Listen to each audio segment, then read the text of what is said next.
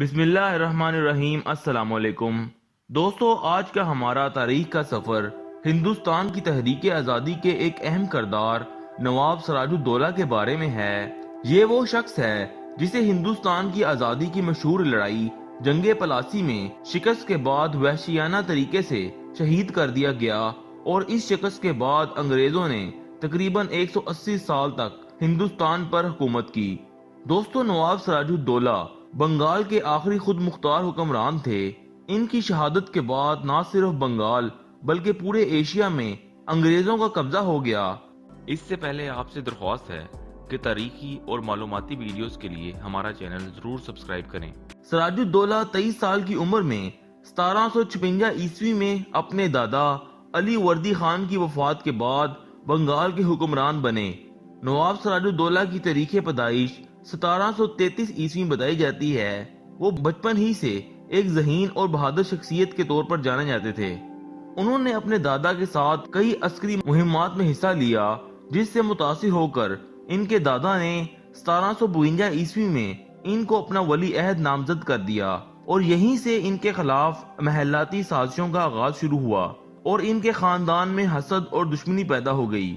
1756 عیسوی میں اپنے دادا کی وفات کے بعد وہ بنگال کے حکمران بن گئے۔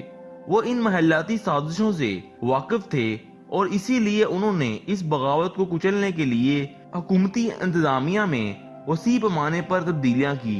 انہی تبدیلیوں میں انہوں نے بنگالی فوج کے ایک کمانڈر میر جعفر کو بھی تبدیل کیا۔ کہا جاتا ہے کہ میر جعفر نواب سراج الدولہ کے خلاف ہونے والی سازشوں میں پوری طرح ملوث تھا، اور اسی بنا پر اسے فوج سے برطرف کیا گیا۔ نواب سراج الدولہ بنگال میں انگریزوں کے بڑھتے ہوئے اثر و رسوخ کے خلاف تھا۔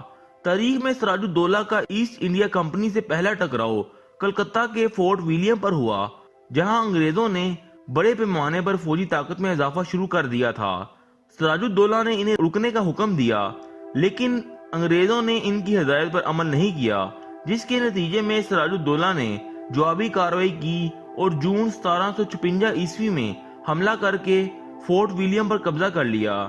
اور کہا جاتا ہے کہ کچھ غلط فہمی کی بنا پر گرفتار کیے گئے ایسٹ انڈیا کمپنی کے کئی اہلکار ہلاک ہو گئے، جس کے نتیجے میں انگریزوں اور سراج الدولہ کے درمیان عدم اعتماد پیدا ہو گیا۔ اس کے علاوہ ایسٹ انڈیا کمپنی کے چندن نگر پر حملے کی اطلاع نے سراج الدولہ کی انگریزوں سے نفرت میں مزید اضافہ کر دیا، لیکن وہ مغرب سے مرہٹوں کے حملے کے پیش نظر اپنی پوری قوت انگریزوں کے خلاف تعینات نہ کر سکے۔ اسی لیے انہوں نے فرانسیسیوں سے مدد حاصل کرنے کا فیصلہ کیا، جس کے بعد انہوں نے اپنی فوج کا ایک بڑا حصہ اپنے دارالحکومت مرشد آباد کے جنوب میں پلاسی منتقل کر دیا۔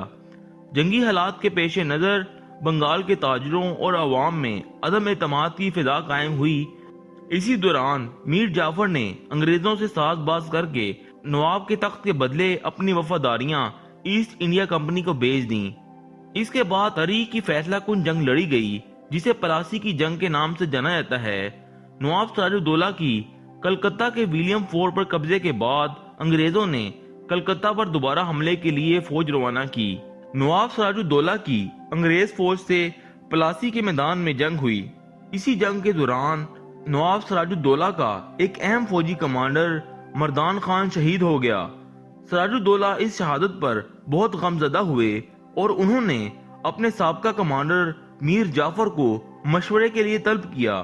میر جعفر نے اپنے آپ کو غدار اعظم ثابت کرتے ہوئے نواب سراج الدولہ کو اس دن کے لیے لڑائی روکنے اور پیچھے ہٹنے کا مشورہ دیا، اور یہیں نواب سراج الدولہ سے غلطی ہو گئی۔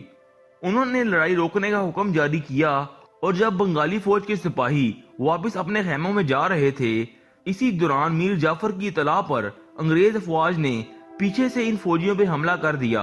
اس اچانک حملے سے سراج الدولہ کی افواج بے قابو ہو گئیں، اور سب اسی حالت میں بھاگ کھڑے ہوئے۔ نواب سراج الدولہ جیتی ہوئی جنگ ہار چکے تھے، اور انہیں فرار ہونا پڑا۔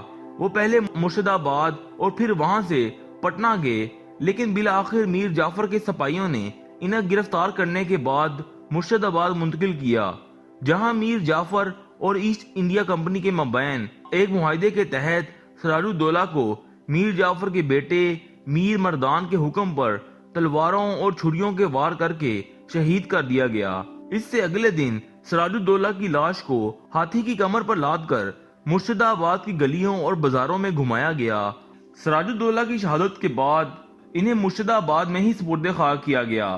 پلاسی کی جنگ کے بعد ایسٹ انڈیا کمپنی نے میر جعفر کو بنگال کا نیا نواب مقرر کیا، لیکن ایک سال میں ہی میر جعفر کا اثر و رسوخ کم ہونے لگا۔ کچھ عرصہ قبل تک میر جعفر کے قصیدے گانے والے ایسٹ انڈیا کمپنی کے افسران نے میر جعفر کو بیوقوف بوڑھا اور اس کے بیٹے میر مران کو میڈ ڈاگ قرار دے دیا۔ میر جعفر کی سستی، نااہلی اور نشے نے کچھ ہی عرصے میں سب کچھ بدل کے رکھ دیا۔